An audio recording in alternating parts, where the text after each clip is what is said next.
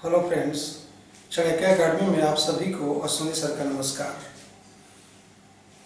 आज हम पढ़ेंगे बक्सर युद्ध। ये बक्सर युद्ध ऐतिहासिक युद्ध है और बक्सर युद्ध के बाद ये बंगाल में द्वैध शासन की स्थापना होती है। उसी को आज हम उल्लेख करेंगे, बक्सर युद्ध तथा बंगाल में ड्वेल सिस्टम, द्वैध शासन। हम पिछले वीडियो में पढ़ चुके हैं कि बंगाल के नवाब मीर कासिम और कंपनी के बीच व्यापार के प्रश्नों को लेकर जो विवाद उत्पन्न हुआ था, उसी का परिणाम था बक्सर युद्ध। तो मीर कासिम और कंपनी के बीच विवाद का मुख्य कारण को हम दो भागों में बांटते हैं। कंपनी तथा मीर कासिम का जो विवाद हुआ था, उस विवाद को हम दो भागों में अध्ययन करेंगे। एक भाग है कि तत्कालीन कारण क्या था और वास्तविक कारण क्या था। तो तत्कालीन कारण यह था कि आंतरिक व्यापार, ये तत्कालीन कारण था आंतरिक व्यापार का प्रश्न, और वास्तविक कारण था कि बंगाल के नवाब अर्थात मीर कासिम की महत्वाकांक्षा।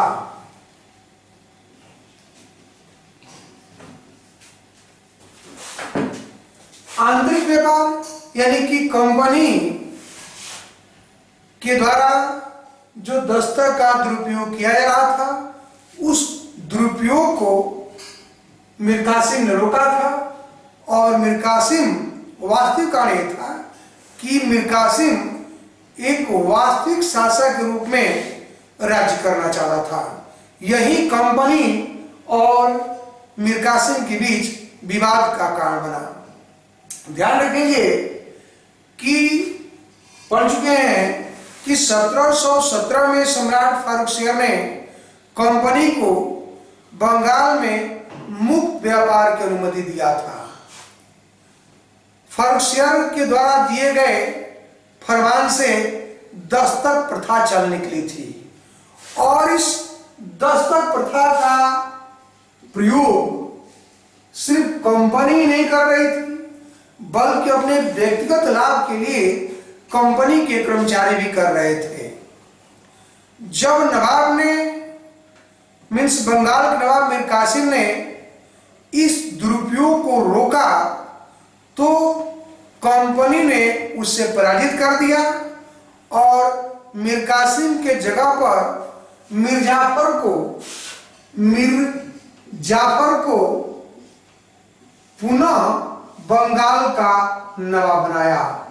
ये 1763 में अपदस्थ कर दिया गया और 1765 तक मीर जाफर बंगाल का नवाब बना।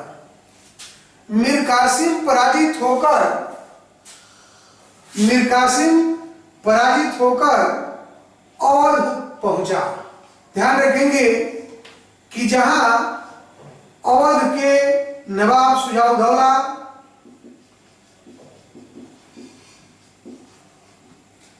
ये मुगल सम्राट शाह आलम द्वितीय पहले से ही मौजूद था, और उन्हीं के साथ मीर कासिम मिलकर अंग्रेजों के विरुद्ध एक गठबंधन बनाए थे। अंग्रेजों से हारकर मीर कासिम अवध पहुंचा। अवध में पहले से ही मुगल सम्राट शाह आलम द्वितीय थे। अवध के नवाब मीर कासिम और शाह आलम ने मिलकर अंग्रेजों के विरुद्ध एक संगठन बनाया, और उसी संगठन को बक्सर के युद्ध, ध्यान रखेंगे कि बक्सर के युद्ध ये 23 अक्टूबर 1764 को बक्सर के युद्ध में अंग्रेज सेनापति हेक्टर मुनरो ने इस गठबंधन को हराया। अंग्रेज, इस बक्सर युद्ध का प्रश्न पूछा गया है कि बक्सर युद्ध का नायक कौन था, तो बक्सर युद्ध का नायक अंग्रेज सेनापति हेक्टर मुनरो था। हेक्टर मुनरो ने इस गठबंधन को पराजित किया। पराजित करने के उपरांत सम्राट कंपनी का पेंशनर बन गया। अवध का नवाब अंग्रेजों का भारी बना और मीर कासिम, जो मीर कासिम युद्ध के पूर्व ही दिल्ली भाग गया था, और क्लाइव अंग्रेज कंपनी का गवर्नर बना। यानी कि बक्सर युद्ध ने प्लासी जो विजय हुआ था, उस प्लासी के निर्णय पर मुहर लगा दी। पढ़ चुके हैं कि कंपनी प्लासी युद्ध के बाद व्यापारिक एकाधिकार से रणनीतिक एकाधिकार की तरफ बढ़ी, और बक्सर युद्ध ने प्लासी युद्ध के निर्णय पर मुहर लगा दी। इस युद्ध के उपरांत, बक्सर युद्ध के उपरांत, क्लाइव मुगल सम्राट शाह आलम तथा बंगाल के नवाब से, अवध के नवाब से एक समझौता किया था। उस समझौते को हम पढ़ेंगे कि बक्सर युद्ध के बाद क्या हुआ। तो हम इसको पढ़ेंगे कि बक्सर युद्ध के बाद जो रणनीतिक परिवर्तन हुआ उसका हम अध्ययन करेंगे। ध्यान रखेंगे कि बक्सर युद्ध के उपरांत इलाहाबाद की संधि हुई। इसे इलाहाबाद की प्रथम संधि हुई। इलाहाबाद की प्रथम संधि अवध के नवाब से हुई थी। इस संधि के उपरांत ये नवाब से 50 लाख धन लेकर अवध नवाब को वापस कर दिया गया। किंतु अवध के नवाब से कड़ा और इलाहाबाद ले लिया गया। कहने का मतलब है कि अवध राज्य के अंतर्गत ही कड़ा और इलाहाबाद था, तो अवध के नवाब से 50 लाख की धनराशि लेकर अवध के नवाब को अवध का राज्य वापस कर दिया गया, लेकिन कड़ा और इलाहाबाद की जागीर ले ली गई थी। ध्यान रखेंगे कि इसके बदले अवध में अंग्रेजों को मुक्त व्यापार करने की अनुमति मिली। और ध्यान रखेंगे कि अवध एक अंग्रेजों का मित्र राज्य बन गया। राज्य एक ऐसा मित्र राज्य बना जो अंग्रेजी राज्य के पोषण में धाय की भूमिका निभाया। कई बार प्रश्न पूछा गया है कि अंग्रेजी राज्य के पोषण में धाय की भूमिका किसने निभाया है, तो अवध ने निभाया है। और अंग्रेजों ने अवध का उपयोग एक बफर स्टेट के रूप में किया था, एक मध्यवर्ती राज्य के रूप में किया था, और अवध आत्महित की भावना से अंग्रेजों से जुड़ा रहा। ये अवध के साथ संधि हुई। दूसरा, इलाहाबाद की द्वितीय संधि।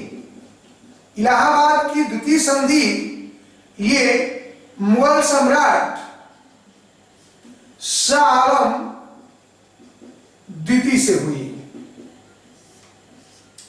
मुगल सम्राट शाह आलम को 26 लाख वार्षिक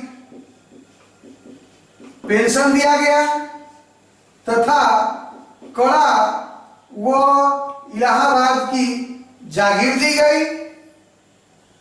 बदले में बंगाल की अस्थायी दीवानी अंग्रेजों को प्राप्त हुई।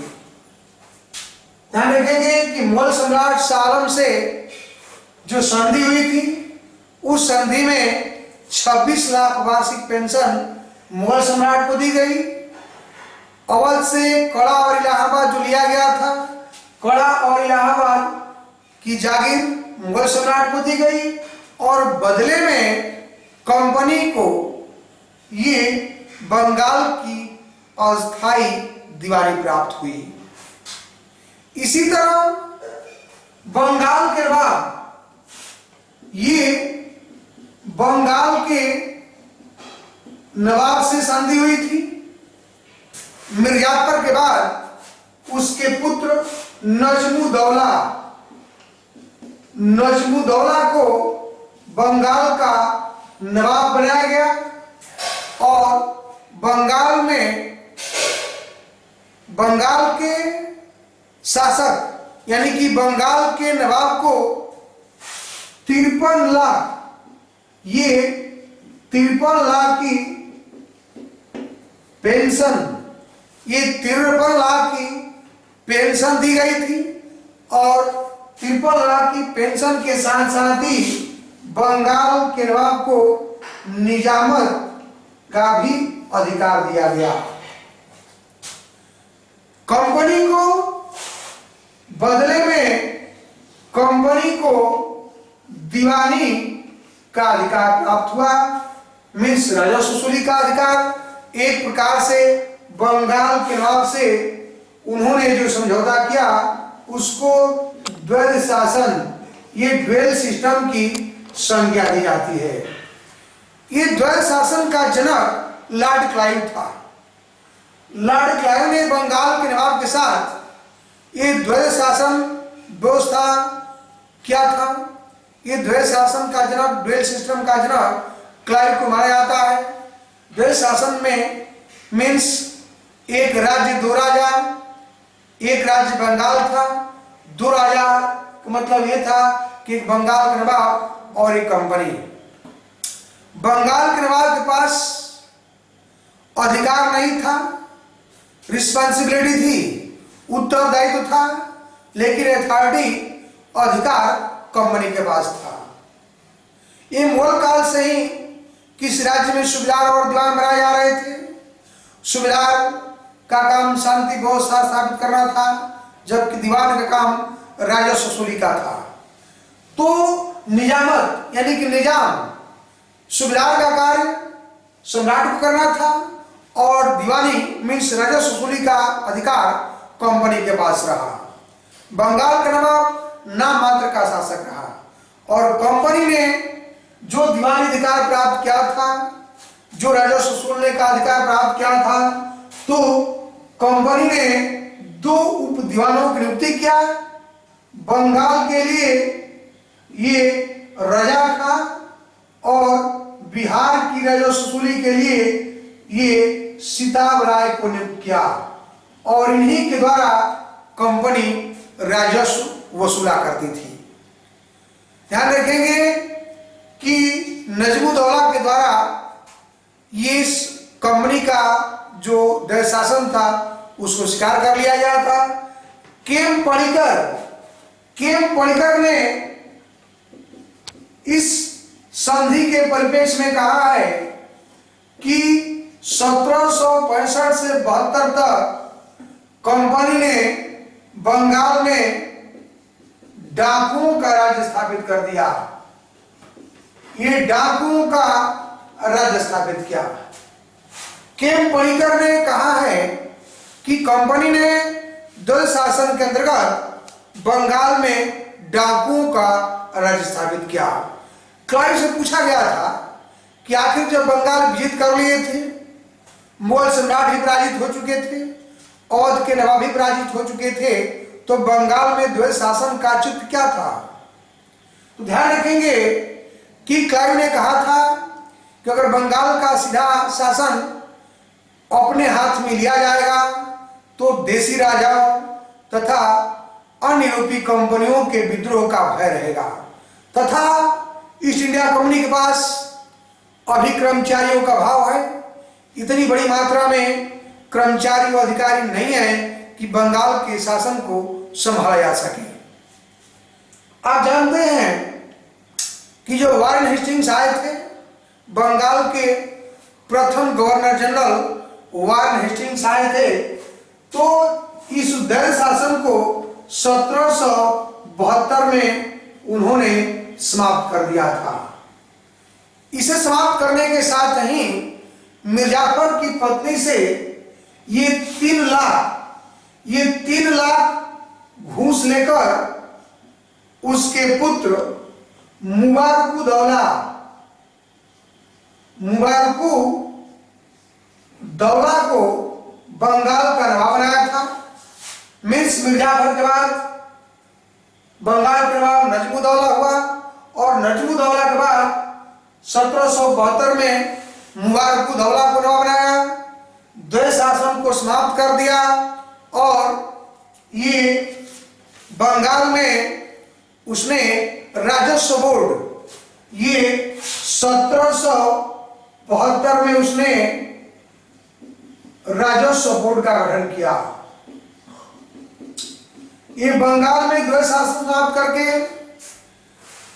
बंगाल के प्रथम गवर्नर जनरल वारेन हेस्टिंग्स ने 1772 में राजस्व बोर्ड का गठन किया था।